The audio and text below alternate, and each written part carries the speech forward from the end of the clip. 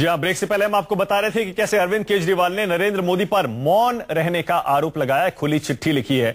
एक मुद्दा जो उन्होंने उठाया था वो था लव जिहाद का। अब देखिए, अखिल भारतीय विद्यार्थी परिषद जो कि बीजेपी की छात्र विंग है, उसको वेस्टर्न कल्चर के कुप्रभावों से बचाने के लिए तैयारी हो रही है। राजधानी लखनऊ में बाकायदा इसके लिए राष्ट्रीय कार्यशाला का आयोजन किया गया है एबीवीपी की तरफ से, जिसमें देश भर से 200 से अधिक छात्रा विंग पदाधिकारियों ने हिस्सा लिया। इसमें यौन उत्पीड़न, धर्म परिवर्तन, बलात्कार, लिव इन रिलेशनशिप और पब कल्चर जैसे मसले चर्चा का विषय हैं। 2 दिन का है ये कार्यक्रम। 21 सितंबर को पूरा दिन प्रशिक्षण सत्र चलेगा।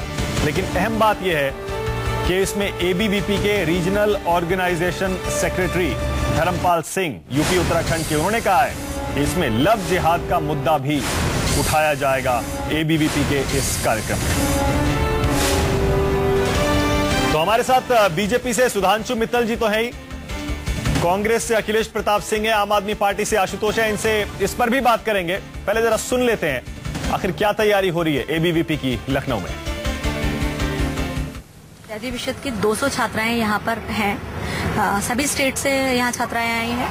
विद्यार्थी परिषद में छात्र छात्राएं मिलकर काम करते हैं, लेकिन कुछ इश्यू ऐसे होते हैं जिन पर बहुत डिटेल में चर्चा की आवश्यकता होती है। बैठक में कुल मिला के देश भर में विद्यार्थी परिषद में क्या क्या छात्राओं ने एक्टिविटीज की, क्योंकि गत वर्ष हमारा महिला सुरक्षा वर्ष हमने घोषित किया था, तो उस वर्ष में पूरे देश में जन जागरण अभियान, प्रेस कॉन्फ्रेंस, हस्ताक्षर अभियान, छात्राओं की सुरक्षा अनिवार्य है और उसके लिए समाज, प्रशासन और सरकार सभी जिम्मेदार है। तो इस पर्पज से पूरे देश में एक्टिविटीज हुई। उसके साथ साथ करंट जो इश्यूज हैं उन पर पूरे देश में एक्टिविटीज हुई। वो सब क्या थी, उनके बारे में इसमें चर्चा होने वाली है। अब का एजेंडा हमारा यही है कि विद्यार्थी परिषद में कार्य करने वाली छात्राओं को लीडरशिप की एक्टिविटीज हुई। वो सब क्या थी, उनके बारे में इसमें चर्चा होने वाली है। अब का एजेंडा हमारा यही है कि विद्यार्थी परिषद में कार्य करने वाली छात्राओं को लीडरशिप की उनके अंदर डेवलप हो, और जो समाज क्षेत्र के विभिन्न क्षेत्रों में काम करती है तो उसके एक तरह से प्रैक्टिकल नॉलेज की दृष्टि से हम लोग यहाँ पर बुलाते हैं। अभी इस वर्कशॉप में कई सारे सत्र हमारे अलग अलग विषयों पर चलने वाले हैं। जैसे विद्यार्थी परिषद में काम करने वाली छात्राओं को सामान्यतः मीडिया को फेस करना पड़ता है, प्रशासन को फेस करना पड़ता है, समाज के बीच में जाना पड़ता है। तो इन सब में हम लोग किस प्रकार से लीड कर सकते हैं। पूरे उत्तर प्रदेश में अभी 22 जुलाई को हमने एक साथ सभी जिलों में आंदोलन किया है। एक पूरे उत्तर प्रदेश का छात्रा सम्मेलन भी हम लोगों ने आयोजित किया है। विद्यार्थी परिषद ने पूरे देश भर का एक जांच दल बनाया है और जांच दल ने कई स्थानों पर जाकर, लगभग 22 स्थानों पर जाकर इन घटनाओं के विषय में जानकारी प्राप्त की है। फिर वो हम लोगों ने एक रिपोर्ट भी तैयार की है, उसकी माननीय महामहिम राज्यपाल को भी हमने रिपोर्ट दी है। तो जैसा मैं पहले बता रहा था कि सुधांशु मित्तल बीजेपी से हैं, आम आदमी पार्टी से आशुतोष है, कांग्रेस से अखिलेश प्रताप सिंह है। सुधांशु जी, आप भी देखिएगा, वो कुछ लड़कियां हमारे साथ जुड़ गई हैं, आप ही की, एबीवीपी की हैं। लव जिहाद के मुद्दे पर आपकी बैठक हो रही है। आप बार बार कह रहे हैं कि नहीं, ऐसा कुछ नहीं है, ऑफिशियल कोई स्टैंड नहीं है, मोदी जी ऐसा नहीं है कि चुप हैं। जल्दी से चलते हैं लखनऊ। ऐसी कुछ लड़कियां हमारे साथ बैठी हैं। अशोक हमारे साथ हैं। आशुतोष, आप भी देखिएगा। अखिलेश जी, आपको भी पसंद आएगा। लखनऊ आप ही के शहर से लड़कियां हमारे साथ जुड़ी हुई है। ये अशोक, जरा इनसे बात करिए लड़कियों से और पूछिए कि ये लव जिहाद का मुद्दा, जब पार्टी मना कर रही है कि ऑफिशियल कुछ है ही नहीं, तो लव जिहाद का मुद्दा ये एबीवीपी की बैठक में कैसे उठ रहा है?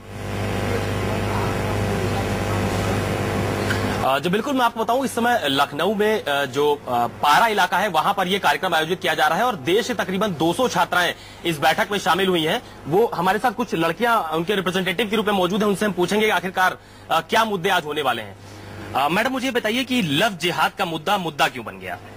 लव जिहाद का मुद्दा समाज के लिए बर्निंग इश्यू है। मुद्दा क्यों बन गया? क्योंकि ये जन जन की आवाज है, समाज की आवाज है। और जब परिवार में कोई ऐसी घटना होती है कि आपको अपनी जाति या अपना धर्म छुपा करके फंसाया जाता है, तो वो मुद्दा नेचुरली वो समाज का मुद्दा बनता है, देश का मुद्दा बनता है। इसलिए लव जिहाद मुद्दा। अशोक, पूछिए, ऑफिशियल स्टैंड है ये? अशोक, पूछिए। अशोक, एबीवीपी का ऑफिशियल मुद्दा है ये? ऑफिशियल स्टैंड है? पूछिए अशोक। जी बिल्कुल, ये ममता जी हैं, वाइस प्रेसिडेंट हैं, national vice president Akhil Bharatiya विद्यार्थी परिषद की। वही हमसे बात कर रही हैं और वही हमें बता रही है कि लव जिहाद का मुद्दा आज इस बैठक में उठाया गया है, लोगों को जागरूक किया गया है। मैडम, ऑफिशियली आज आपने इन लड़कियों को क्या मैसेज दिया है? देखिए, ये देश भर से लगभग 200 छात्राएं हमारे यहाँ पर हैं, वो प्रमुख प्रतिनिधि हैं और उसमें समाज के गर्ल्स सिक्योरिटी के अलग अलग इश्यूज हमने उठाए हैं। लव जिहाद एक मुद्दा है। लव जिहाद के बारे में समाज को जागरूक करना, गर्ल्स को जागरूक करना, क्योंकि आप एक बात देखिए कि अगर हम कहते हैं कि भाई चोरों से सावधान रहो, कहीं लिखा होता है, तो इसलिए यदि कुछ ऐसा है तो इनसे सावधान रहो। तो सावधान कैसे रहना है, उसके तरीके क्या हो सकते हैं, उसके बारे में भी हम आगे ये सब पर चर्चा करने वाले हैं। बिल्कुल, आपने ममता यादव जी को सुना है, नेशनल वाइस प्रेसिडेंट है अखिल भारतीय विद्यार्थी परिषद की। उन्होंने पुष्टि की है कि आज की बैठक में लव जिहाद एक मुद्दा था और उसको लेकर लड़कियों को जागरूक किया गया है। तमाम और सारी लड़कियां हमारे साथ हैं, उनसे हम बात करेंगे। लव जिहाद को लेकर आज आपने क्या कुछ समझा?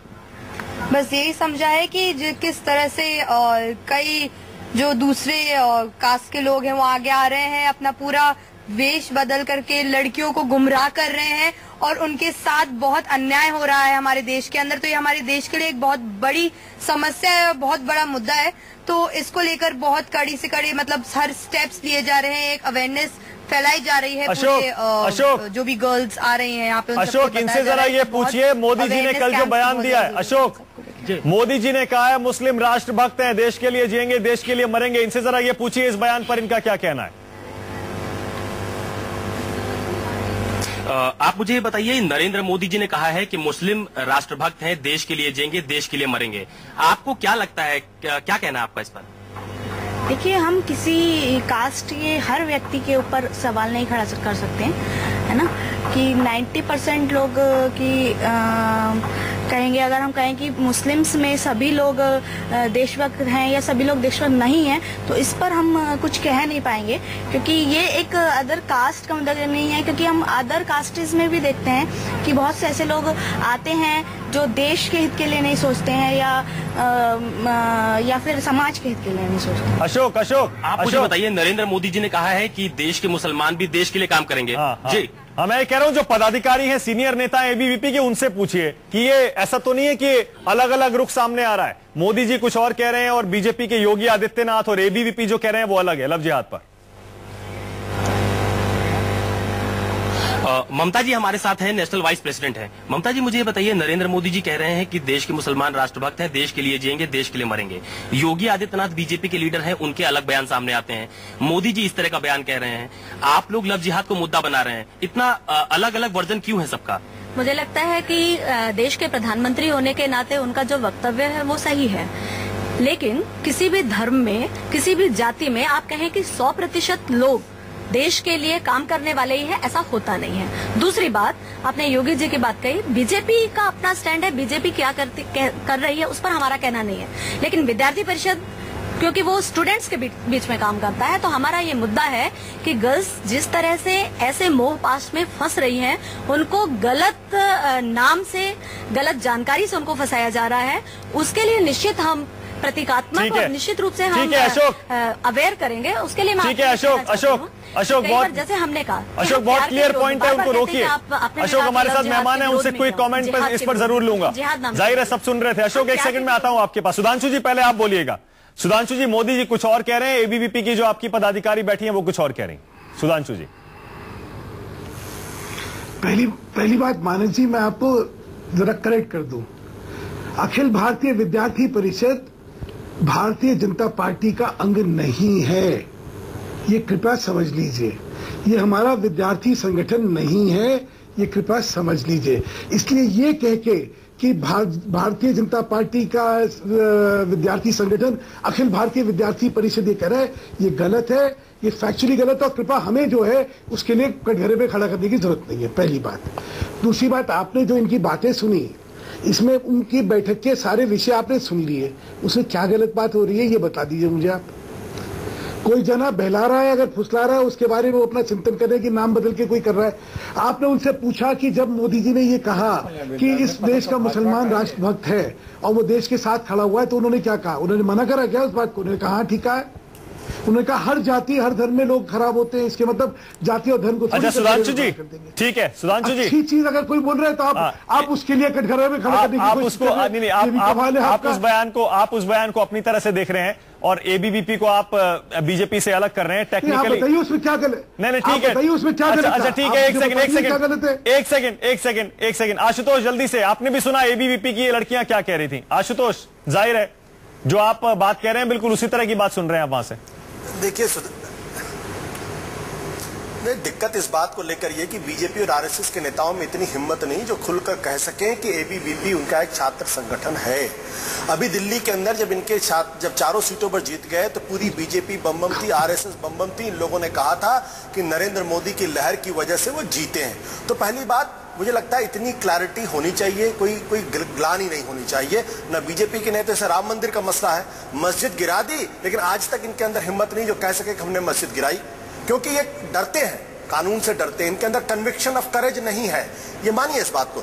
दूसरी बात, मुझे लगता है कि जो बात बीजेपी के नरेंद्र मोदी कहते हैं और जो बीजेपी के दूसरे नेता कहते हैं उसमें एक साम्यता, ये बड़ा कोरियोग्राफ्ड है कि हम तो अच्छी बातें करेंगे, आप लोगों को जो करना करिए। यही बात अरविंद जी ने अपनी चिट्ठी में लिखी है कि जब आदित्यनाथ लगातार वहां जहर उगल रहे हो, इनके नेता अमित शाह लगातार जहर उगल रहे हो, गिरिराज सिंह लगातार जहर उगल रहे हो, तब नरेंद्र मोदी चुप रहेंगे। और उसके बाद वो एक स्टेट्समैन की तरीके से नहीं, अभी भी उन्होंने कंडेम नहीं किया है। उन्होंने कहा है कि मुसलमान देश के लिए मरता है, देश के लिए जीता है। उन्होंने एक शब्द ये नहीं कहा, बाबा योगी आदित्यनाथ ने जो कहा गलत कहा है, उनके कान बैठे जाने से उनके खिलाफ कार्रवाई हुई। ये बात नरेंद्र मोदी ने नहीं कही है। तो बहुत ही अच्छा बड़ा सुगम रास्ता इनके लिए, हम कुछ कहेंगे ठीक है। और अखिलेश जी बने रहेंगे देश के सामने। दरअसल इनकी पूरी की पूरी राजनीति आरएसएस। हाँ ठीक है अखिलेश जी, जल्दी से आप भी। अखिलेश जी, आपको भी लग रहा है आप ही के शहर में वो लड़कियां बैठी हुई हैं, बैठक वहीं पर हो रही है, आपको भी लग रहा है कि 3 तरह के स्टैंड हो गए हैं? मोदी जी उस पर चुप रहते हैं, जो पार्टी के प्रवक्ता हैं बीजेपी के वो बीच का रास्ता लेते हैं,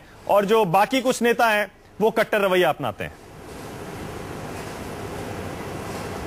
देखिए ये बीजेपी है, ये 10 शहरों वाली पार्टी है, 3 नहीं 10 शहरों की पार्टी है, और इन सब की मदरलैंड है आरएसएस। आज पहली बार पता लगा कि बीजेपी और एबीवीपी में भिन्न है। ठीक है, कह सकते हैं हिम्मत नहीं है, लेकिन सब आरएसएस के ही अपने जने हैं।